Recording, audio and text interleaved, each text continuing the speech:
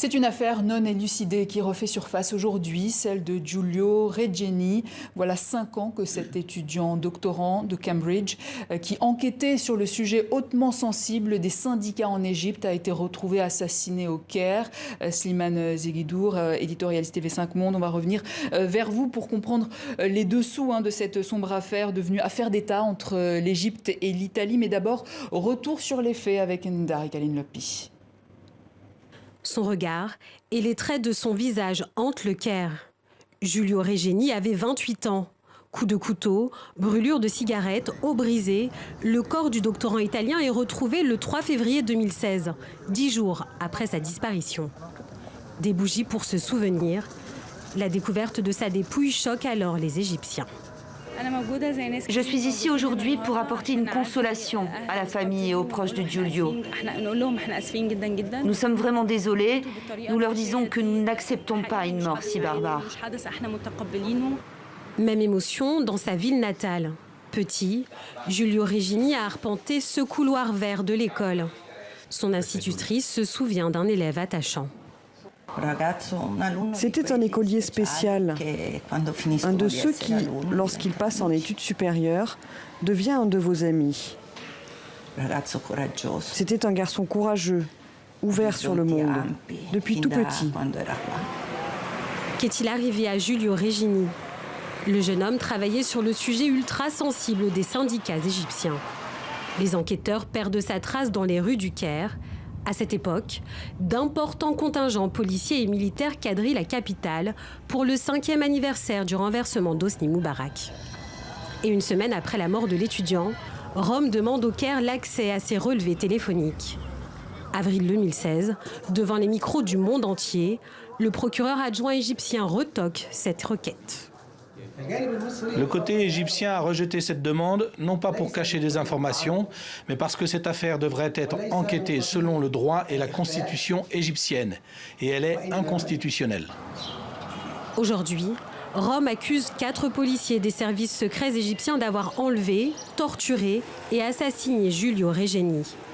5 ans après la mort du doctorant, l'Italie réclame la collaboration de l'Égypte, partenaire économique et diplomatique privilégié pour l'exécutif italien. Slimane, l'Égypte, partenaire économique et diplomatique privilégié pour l'Italie. Qu'est-ce qu'on doit entendre par là? Que déjà l'Italie et l'Égypte ont des intérêts communs très forts en Libye, ancienne colonie italienne, mais aussi que l'Égypte a découvert des gigantesques gisements de gaz au large du littoral égyptien et a confié à une société italienne, la fameuse l'ENI, une bonne partie de l'exploration. Donc là, rien que dans ces deux aspects-là, c'est quelque chose de très important. Ajoutez à cela le fait que l'Égypte apparaît comme un bastion qui stabilise l'Orient arabe. L'Égypte abrite 25% de la population du monde arabe. Et que la hantise de toute l'Europe du Nord, il y a une seule hantise, c'est qu'un régime intégriste musulman prenne le pouvoir dans le sud de la Méditerranée et surtout en Égypte. Le régime égyptien sait qu'il a cette carte en main et il en joue, il en abuse, mais parfois ça dérape comme avec cette affaire. Mais alors, on a vu dans le sujet de Ndari Kaline que Giulio Regeni travaillait sur le sujet ultra sensible des syndicats égyptiens, mais lui-même n'était pas opposant. Alors pourquoi s'en prendre à lui? Écoutez, moi j'ai fait beaucoup de reportages en Égypte. Je peux vous dire qu'il est impossible à un étranger, a fortiori un journaliste ou un enquêteur, un sociologue, de bouger en Égypte sans que la police ne le sache. Il arrive même que quand il n'y a pas de policiers, ce sont les gens, les citoyens lambda qui vous interpellent dans la rue et qui appellent la police. Donc, il enquêtait sur les syndicats. Soit dit en passant, l'armée égyptienne contrôle 40% de l'économie du pays et des entreprises. Donc, d'une certaine manière, il a pu les gêner.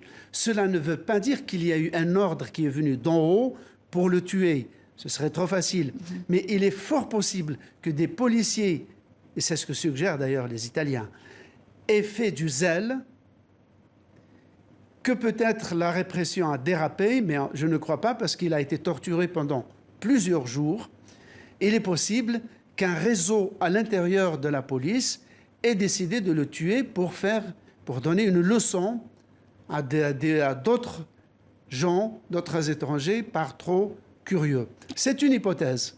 Mais dans tous les cas, manifestement, jusqu'ici, à tort ou à raison, les autorités égyptiennes n'ont pas donné de version convaincante aux autorités italiennes et à la famille de la victime et de tout le mouvement de solidarité qui s'est dessiné autour de lui. N'oublions pas que quand le président Macron a décerné le mois dernier, la fin de l'année dernière, la Légion d'honneur au président Sisi, il y a un écrivain italien, Corrado Oggias, qui a rendu sa Légion d'honneur pour protester. Pour marquer...